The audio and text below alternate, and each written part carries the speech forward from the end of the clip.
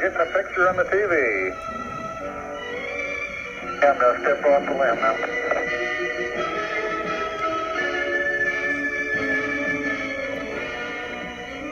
That's one small step for man, giant leap for mankind.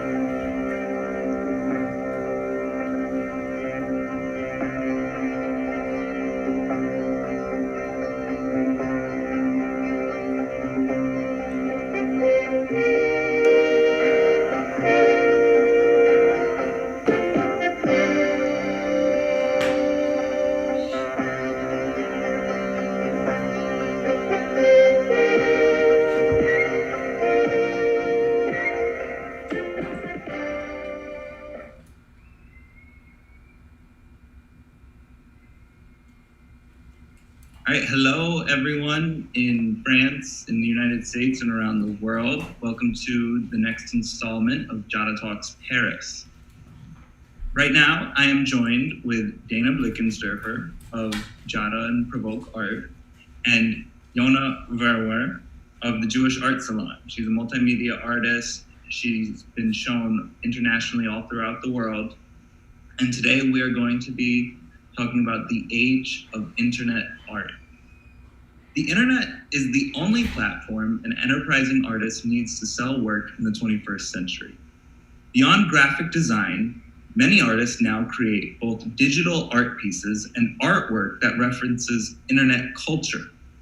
Furthermore, many young artists today are digital natives that have always lived in a hybrid socialization structure that incorporates both online and in-person interaction, making internet culture a universal reference point for this new generation of artists. And I'm joined by two artists today who have both worked in and out of this digital landscape that we're talking about, right? So my first question for Yona and Dana is, 2020 has accelerated the transition of so much of what was traditionally done in person to the digital world. Those who had not taken the time to become technologically literate faced a steep learning curve. Prior to the pandemic, what had you done creatively in the digital space? Dana, you want to go first? Sure. So what have I done prior to the pandemic? What did I do creatively in digital space? Well, this is cool because for 2 years I've been pushing virtual art shows. So I utilize platforms online as an artist to kind of bridge the gap from my friends in New York and, curators all over New York and many different cities and states all over the United States. And we connected online and we hosted art shows virtually.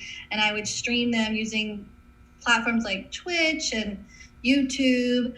But this was pre-pandemic. So there was a limitation on the technology, even being 2018, 2016, 17. So I was actually starting the communication and asking people if they would do our shows online, and we would do quick 5 to 10 person shows, and it would create a conversation. Obviously, it didn't have as much traction because everyone wanting an open reception on a Thursday would be, you didn't know when to host it. Should I try on a Sunday? Will people be online then? Should I do it on a Thursday night when you're really supposed to be at an exhibition? But you really had a hindrance of fighting with people out in the real world, actually at the exhibitions. But post-pandemic, there's a very great opportunity to capture a lot of people at home, being safe and taking precautions. To take that audience and now put it digitally is so powerful and so exciting. Yeah, that's something I've always found very interesting about you, Dana, that I knew you before the pandemic, and I was well aware that you were doing the VR reality art shows, right? The virtual reality art shows. I thought that was interesting because I used to work for a virtual reality company.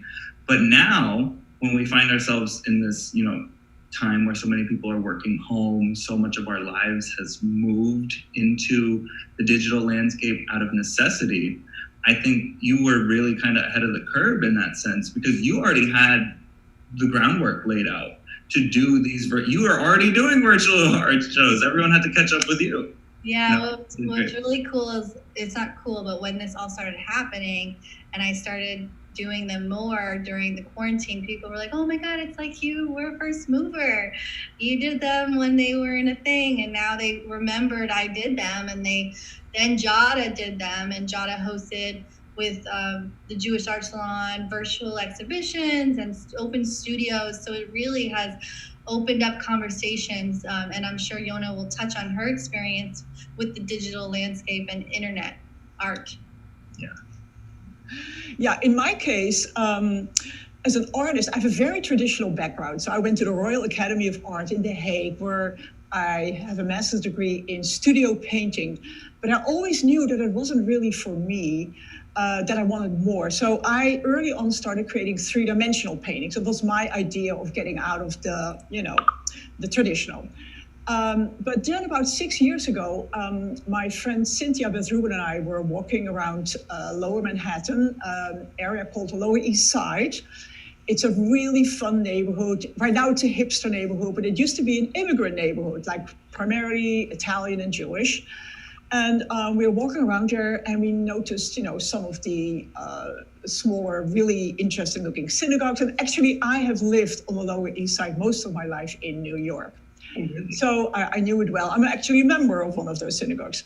Anyway, so we decided, to take some photos and little, very short videos, and we decided to collaborate on a series. So it started with the digital images that were then compiled into various compositions. Then, we would be painting on top of those, like physical paint, like with acrylic paint, brush, and etc. And then, we would then digitally change that again.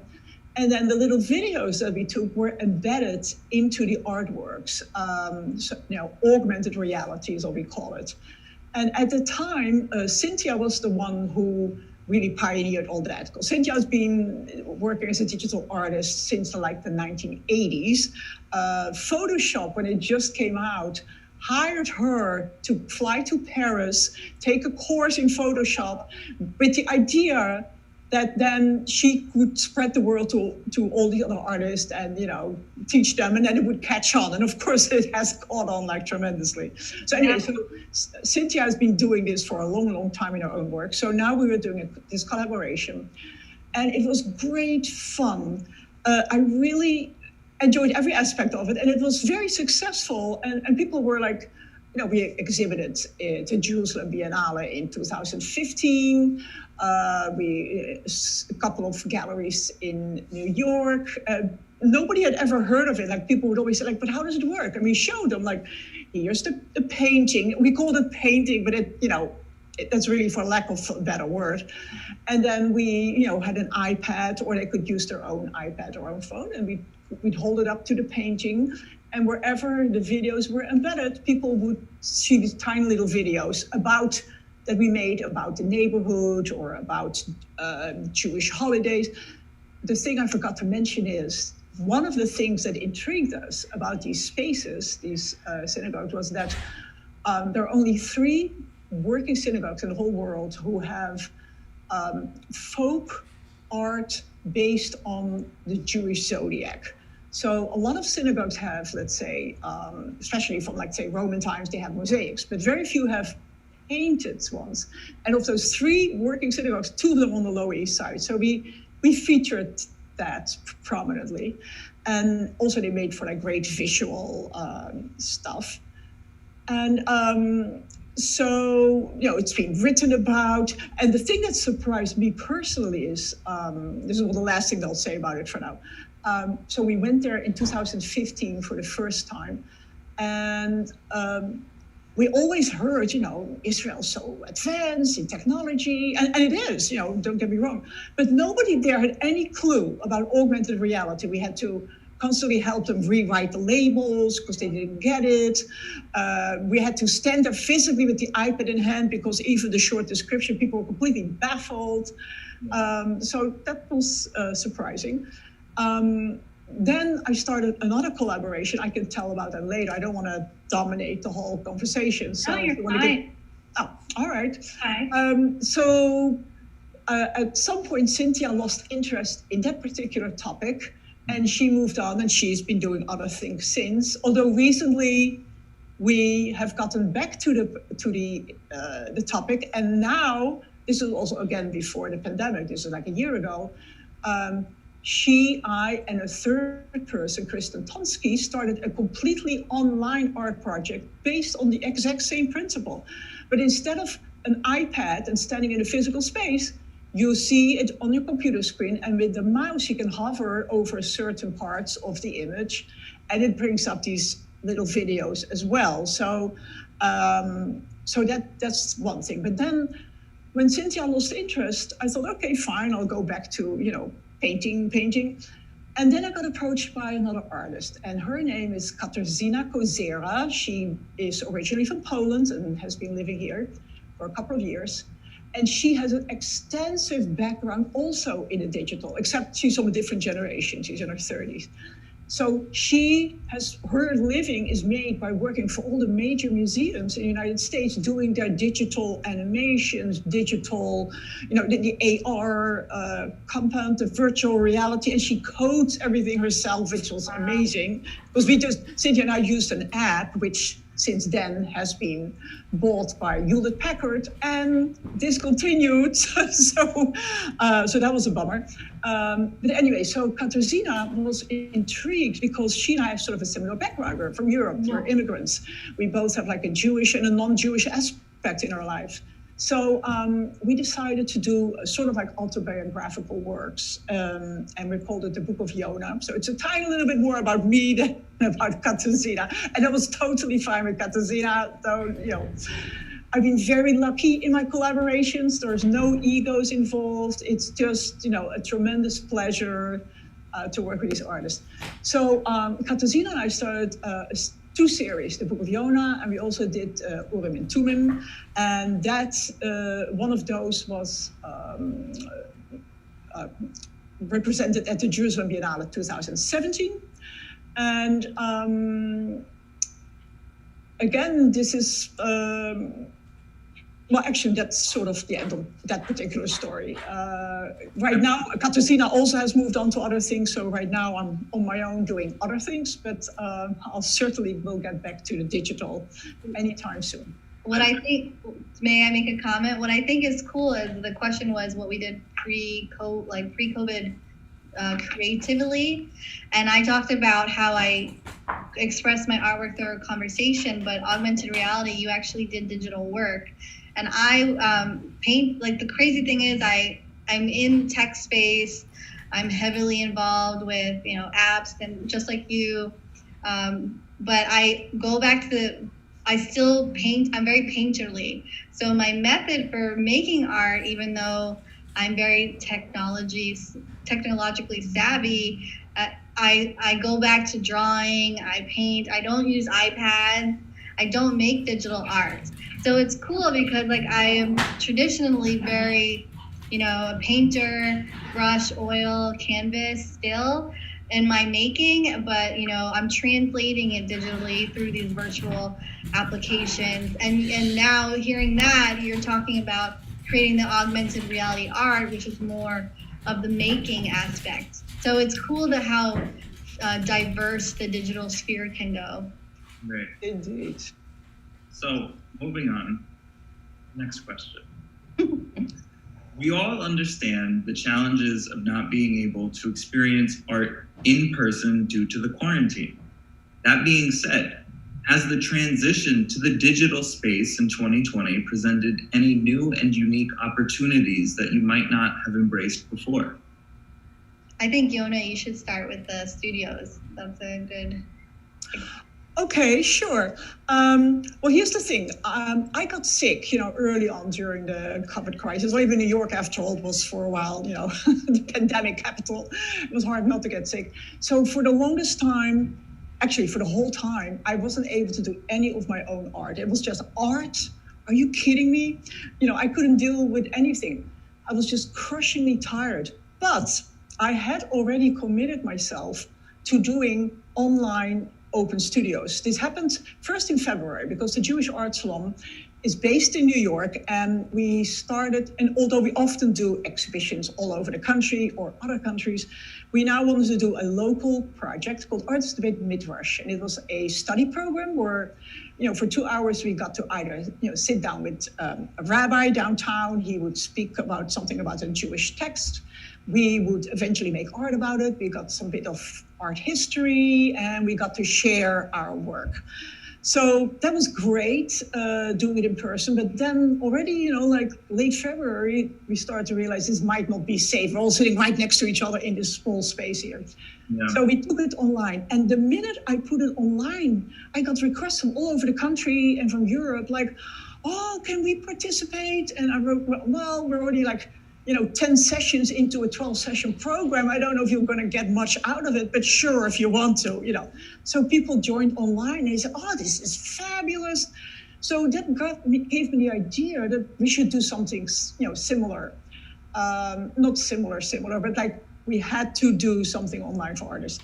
So I came up with this open studio idea, and it was, this is the program that was co-hosted with Jada, and for a little while another organization was involved as well, Art Kibbutz. So I had curated these studios. Well, they kind of curated themselves, to be totally honest. So the first one happened on April 19. It was a Sunday, and it was a big smash. And then April 20th, I got sick. But the thing is, I had already announced that all these things were going to happen, and I was already like in the middle of, arranging them. But there wasn't much I could do. And thank goodness, the next Sunday, because these are supposed to take place every Sunday, the people, these were two Israeli curators, and they said, you know what, we need a little bit more time.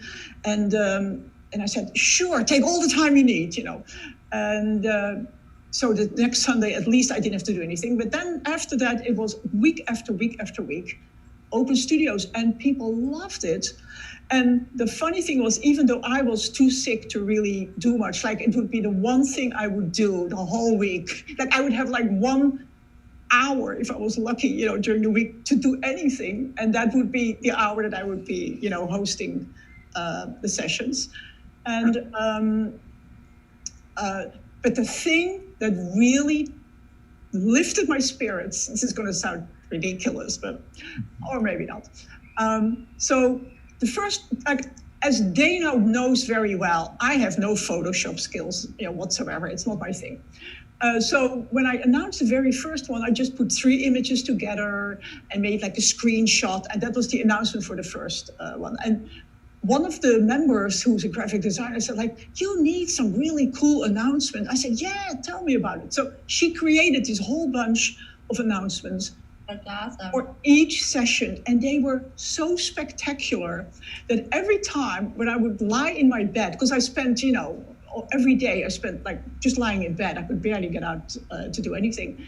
I would just look at those announcements, and they were all like little jewels. They even had like little facets, shapes in them, and within those facets were either the portraits of the artist who were going to be presenting and little snippets of the artwork. And the whole thing was so colorful and elegant, and I'm like, oh, I love this. That was the only art I could take in during the whole pandemic. So that program was extremely successful. It ranged anywhere between 60 and the last one 120 participants. So I realized this is the way to go. And people emailed me from everywhere please keep doing this, because people from Hong Kong, people from Australia, South America, North America, Europe, Israel. Worldwide reaches. Do you think it would have been as successful if was the old normal, as we call it? I think it would still have been pretty successful. Yes, I really think so, because artists are looking for community. That's the reason why they joined the Jewish Art Salon to begin with. And what can you offer them if they're so far away from the little nucleus that I'm in, which is Manhattan, New York? And this is a way for them to connect. And so many have said, oh, I knew from Facebook this and this artist the whole time, but I never heard them speak. And now I'm in contact. It's like it had created all these bridges. And I think people want that anyway, pandemic or not. Yeah, it totally created a bridge. Absolutely. And I to your point of, did the transition, create challenges or opportunities? I think, being not opportunists, I think that it all created opportunities that pushed us into a place to really connect into a deeper way. That's what we're all about with Jada, having meaningful relationships and purposes. I feel like I've had more deeper connections online than I've had with people just at networking events, because it's more one-on-one time, even though we're not in person physically. It's a surprising result of this transition. And when I started doing, when I heavily took the virtual reality, virtual art shows online seriously, I started doing some research. So 2015, prior to that, I didn't see much conversation about it. And now, that's all that people are talking about, online viewing rooms, and what is a virtual VR? Is it headsets? Is that really VR if there's no headsets, or is it just being listed on a site? So I feel like an immersive virtual reality is an immersive experience. So this has caused me to, as an artist, first off, to connect with other artists worldwide, but as a business owner, to see an opportunity to create a platform that virtually immerses us in a gallery space just like this, where we can upload our artwork. Any artist can do it for free, upload their artwork and have a show, and reach, like you said, Hong Kong, all over the world, and make it in the hands of curators and gallerists that you may not have met before. So it's so exciting, the limitlessness this has. And I've through my alumni association with prior schooling, I've been on panels and I've listened to traditional galleries talk about this topic. Is this okay? They don't want it online. Everyone wants to be in person. So there's I don't think it's a struggle for everyone to get the art world in general to go all digital. I think there's going to be a natural longing. Nothing's the same than like being in person and seeing the artwork, and I totally agree. But I do feel like it will never be the same, and the new normal will always have an art world digital presence. Right. I feel like we had the capacity for a lot of what has now moved to the digital space prior to the pandemic, but we just were not tapped into it at all, Yeah, it's like we were pushed off a cliff to do it. And now we're really seeing that, in some scenarios, it's kind of preferable to do things online. You can get a bigger reach. There's less overhead costs. The list goes on and on. Exactly. So, next question. In your opinion, what are the major differences between the path a young artist would have followed prior to the age of the internet and the path that a young artist must now follow in 2020? Okay, well, Diana, you go first because you are a young artist. Well, I can talk about the young artist. I don't know how helpful I'll be with pre-internet, because I was always brought up with internet. Mm-hmm. But I do see the side of growing up, the pressure to be approved, seeking approval from a top curator and following the traditional route, mm-hmm.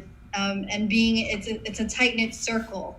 So I can see that being limiting if artists want to make it, and we've read stories, but having the opportunity to have grown up as an artist in the internet world, I think it's such a it's a privilege and it's an honor to be able to have the internet as a tool. It's not a replacement for your art. It's not to, it's to be a tool to use to fuel your art, your artistic development, and your voice.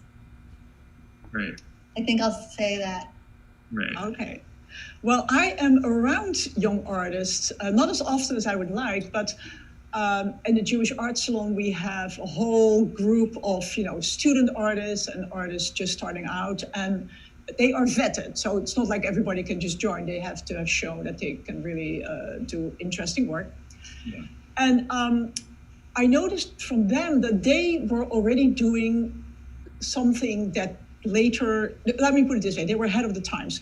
Because when I think I joined Instagram in 2016, and I did it only because Katarzyna Koziera told me I should. I thought, okay, fine, I'll do it. I didn't see the value of it, but I did it. And then I noticed all the younger artists, they are religious about it, and they curate their Instagram. They don't just post anything. And I thought, wow, how interesting. And then, since I'm a member of various art groups in New York, besides my own group, I noticed that curators constantly emphasize, we look at Instagram. And I thought, this is interesting. They don't look at websites, they look at Instagram.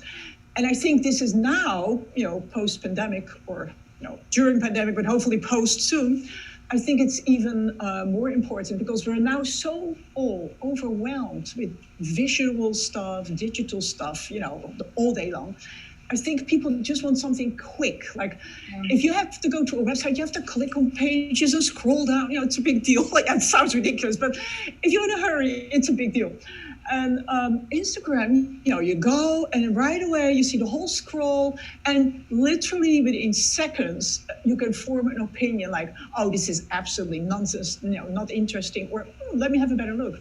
So I would say that's the big difference. With young artists, any artist, frankly, they all should be on Instagram, and that's Yeah, and it's interesting, Yona, because younger artists, like in their 20s, even younger, that apply to the residency programs that I've experienced, they submit their Instagrams and no website. I'm like, oh, do you have a website of a portfolio? They're like, here's my handle. I was like, oh, that's a thing? That's a thing now? No. Is that it? Yes, it is. Oh, okay. And is that the new traditional? So this is the evolving. It's exciting. The art space is always evolving, but I was like, wow, just a handle? Especially now that you can shop through Instagram without even having to go to their website, there's really no need for a website. I have a boat rental company here in Miami, at Miami Boat Rentals, and we don't even have a website. I mean, like I have a domain. I bought the domain, and I started working on it. I'm like, why do I need a website? I have the Instagram. Everyone comes to me through Instagram. It's working fine. If it ain't broke, don't fix it. But I am a firm believer, like, because I'm all for gung-ho technology, but I am a traditionalist by heart too, that always your best asset is email database. So God forbid, worst case scenario, Instagram's turned off tomorrow. You need to have a plan to showcase your tools, text messaging, email campaigns. Emails are your best friend too. So I just want to throw that in there. Yeah, no, you're at 125%. I always think about that, like, oh my God, tomorrow if everything shuts off. Hey, gotta be prepared. To close things out, how has 2020 shift to the digital space disrupted your plans for the year as it pertains to your art and your organizations? And what have you done to adapt for the remainder of the year and going into 2021? Well, I guess I'll go first. It has been challenging. With Jada, I'll talk with Jada. We've been daring and we've forged ahead. There's a lot of waiting and uncertainty. Do we plan things after the season ends? March, April, May, after the summer. Should we plan things for the fall, or is there going to be an uptick because of the seasons changing? So the uncertainty has in business been challenging. So it's the most challenging thing for us has been forging ahead with traditional things like a traditional residency program and making hybrid offerings for that. We not only we have to work so much harder to create, and it's a great opportunity to create a non-traditional art residency program and an art show, but a digital offering and all of these other ways to keep the business going with our programming. So programming has been evolving, and we had to be humble and be willing to adapt, which has been challenging. It's not easy, especially when you're dealing with sponsorships and relationships. So we've been daring and bold and doing it, but it's not come with without any hiccups and successes. There's been successes, like we're doing Paris Art Week, and look at us continuing the program, but it had to pivot like so many times. So it's been challenging to keep consistent programming, especially in the beginning when everyone was waiting around. But I think that was a great opportunity to plan for next year, work on your relationships and connecting online, and doing it anyway, whether it's online or in person. So that's kind of what I think. Yeah. Yeah, for the Jewish Art Salon, it's a two-prong approach. on one hand, two artists have taken over the programming of the Open Studio, so bless them. One is an Israeli / American curator and artist, Dorit Dotan, and the other one is a Chicago-based artist, Judith Joseph. So they have already scheduled way into like spring 2021, regardless of lockdown or not. So that's going to continue. And my guess is, since after we closed the deadline for that show, so many more artists wanted to be part of it. So we very possibly will go, this will probably go on for a long, long time, if the artists are interested in doing that. So, but on the other hand, we are also planning like real, brick and mortar shows.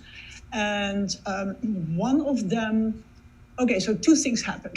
One of them was that there was an exhibition that we had nothing to do with. It was sort of like a historical-based exhibition. I can't not tell you much about it yet because it's all still kind of secret. But it's going to take place at a museum in New York. And they had to postpone it for a year to fall 2021.